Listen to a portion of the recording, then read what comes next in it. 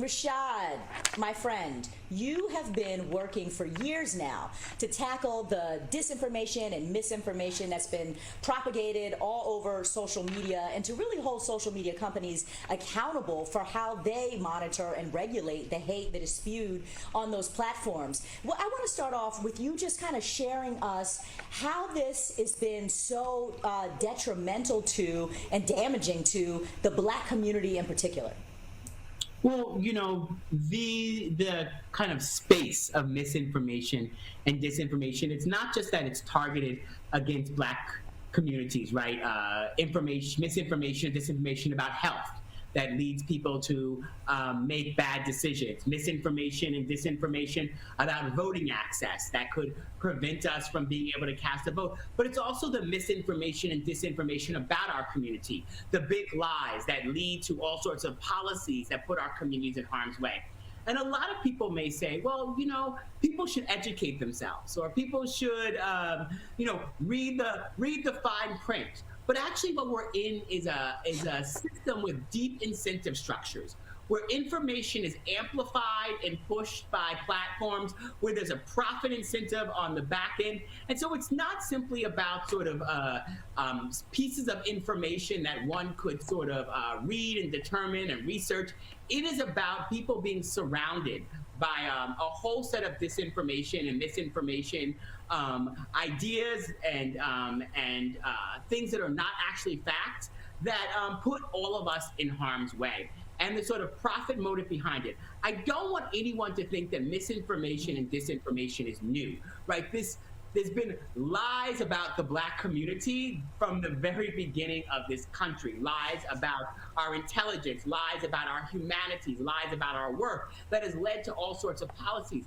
What we're talking about today, though, is a different set of amplification, a different set of incentive structures through technology that allows this stuff to move in all sorts of ways and put us all in harm's way.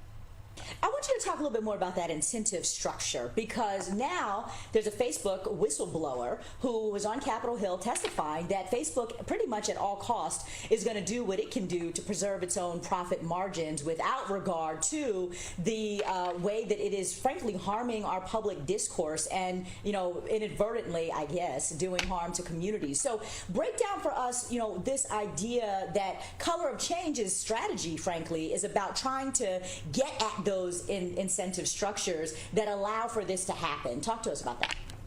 Well, the platforms, whether they be Facebook, Google, and Twitter, are really immune from any level of accountability for what the kind of harm on their platforms.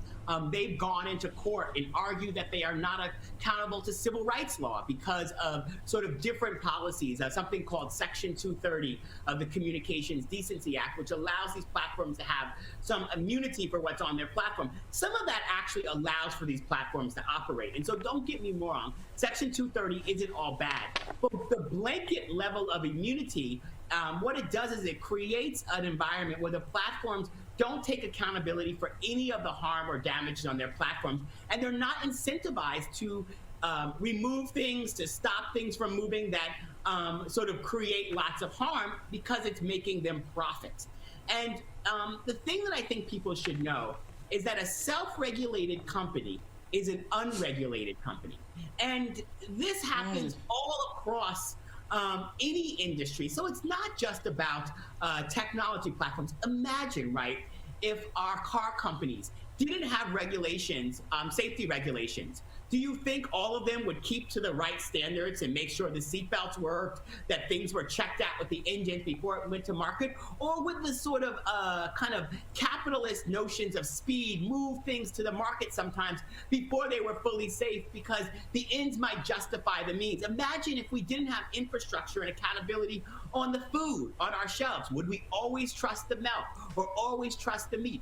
In this country, we have actually built infrastructure to hold corporations accountable, to create regulation so that companies that are actually doing business in the world are accountable to the safety and the standards. The technology that can so often bring us into the future is dragging us into the past. And we need a 21st century infrastructure to actually deal with 21st century problems.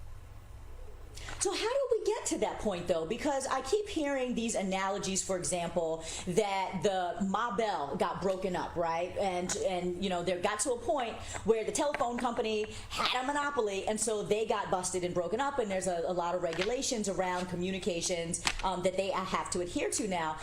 Where are we in the landscape of these tech companies that have just kind of done what they've done as startups, now have taken over the whole globe and really are foundational to the way that people communicate? And we just saw Facebook shut down, and it's like, oh my God, what's happening? We can't talk to each other around the world. Where are we now, in your opinion, in the regulatory climate, the opportunity, the will even, to do something differently with Facebook because it has gotten as big as it is? Where are we? Where's Congress? What should we even be advocating to do? So we are in probably about the best place we've been in a long time. We have a president and vice president that have spoken out about the needs of to actually hold these companies accountable. I've spoken directly with Vice President Harris when she was Senator Harris about these issues. We have leaders in Congress and the Senate who are speaking out and are actually putting forward legislation. There are bills moving through committee right now that would deal with some of this. We have an FTC with a FTC chairperson who has been as clear as anyone has been in Washington about the needs to actually regulate and hold these companies accountable. And I've spoken directly with Chairperson Lina Khan about these issues, and particularly the sort of civil rights implications and how it deals with, and how these issues and how any regulation has to actually deal with civil rights and racial justice. And so we're in a better place. We will always lose in the back rooms if we don't have the people lined up at the front door. And so that's where your viewers are so incredibly important. I want to urge people to visit us at colorofchange.org, visit us at beyondthestatement.com, and check out our tech sort of platform. We need more people signing the petitions, joining the campaign, helping us continue to push Congress. Right now, there is legislation moving, and right now we are in a campaign calling for the breakup of big tech, the breakup of Facebook, but also the breakup alone won't actually deal the blow to all the challenges if we don't actually have deeper regulation and deeper accountability. Facebook has 2.8 billion users. Aisha, that's more followers than Christianity. Wow. And so a public square, right? A company that talks about itself as a public square controlled by one person, and people know a lot of maybe other names at Facebook. But Mark Zuckerberg has 60% of the shares. He is chairperson and CEO. So I know that when I talk to Sheryl Sandberg, that Mark has the final decision. I know when I have gone before the Facebook board during shareholder meetings and actually led on shareholder demands, that whether Mark wants it or not will determine whether or not anything actually happens. And that is way too much power for one person. You talked about the sort of shutdown of Facebook, Instagram, and WhatsApp, right? Facebook has over 70% of the messenger market, right? That is a monopoly in itself. Wow. And folks will say, oh, just turn off Facebook. For a lot of activists and for a lot of just everyday people around the world, Facebook in its growth has kind of forced all sorts of other products off the market. So if you think about something like WhatsApp, which in the developing world may be the only sort of resource and tool people actually have to communicate with one another, something like that being shut down, and then having a company that over and over again lies to us, tells us one thing on a Monday and we find out on a Tuesday that it was totally a different thing, being very silent about why it shut down. Like, what do we actually know about the shutdown? Why did it actually happen? We heard stories of Facebook employees not being able to actually use their badges to even get into the office the day of the shutdown. All of these things I think are incredibly important and actually speak to the role of government. Why we actually need government accountability in these situations. One single billionaire should not get to control the world's communications. And he certainly shouldn't get to control the communications when he's over and over again proven that he only cares about growth and profit at the expense of safety, integrity, and security. Yeah. Oh my God.